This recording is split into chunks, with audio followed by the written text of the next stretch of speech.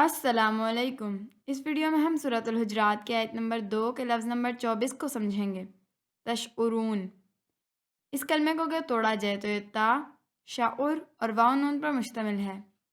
تا فعل مضارع کے ساتھ ساتھ مخاطب کی بھی علامت ہے، اور چونکہ یہ ایک علامت ہے اس لیے اسے سرخ رنگ سے ظاہر کیا گیا ہے۔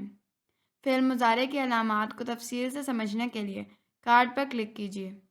واو نون جمع کی علامت ہے۔ اس کے ساتھ ساتھ واو الف اور یا نون بھی جمع کی علامات ہیں۔ واو نون یہاں پائی جانے والی دوسری علامت ہے، اس لیے اسے نیلے رنگ سے ظاہر کیا گیا ہے۔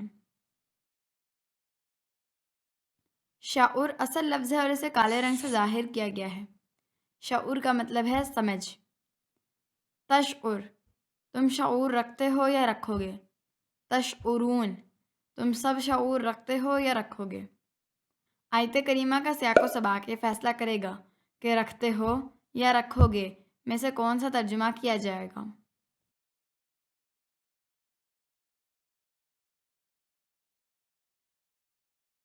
مزید آگے بڑھنے سے پہلے عربی اور اردو زبان کا ایک فلسفہ سمجھ لیجیے۔ عربی کے زبر کی جگہ اردو میں الف استعمال کیا جاتا ہے۔ عربی کے زیر کی جگہ اردو میں چھوٹی اے استعمال کی جاتی ہے۔ عربی کے پیش کی جگہ اردو میں واو لگا کر کام چلایا جاتا ہے۔ لہٰذا شعور میں عین کے اوپر پیش کو واو سے تبدیل کر کے اردو کا لفظ شعور بنایا گیا ہے۔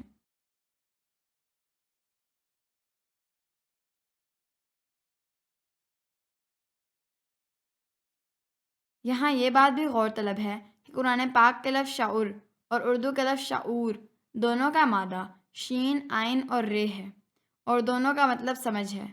پیش اور واو صرف آوازیں پیدا کرنے کے لیے ہیں، لہٰذا قرآن مجید کا لفظ شعور اردو کا لفظ شعور بنا ہے۔ اردو میں اس کا ایک استعمال اہل شعور یعنی سمجھ رکھنے والے بھی ہے۔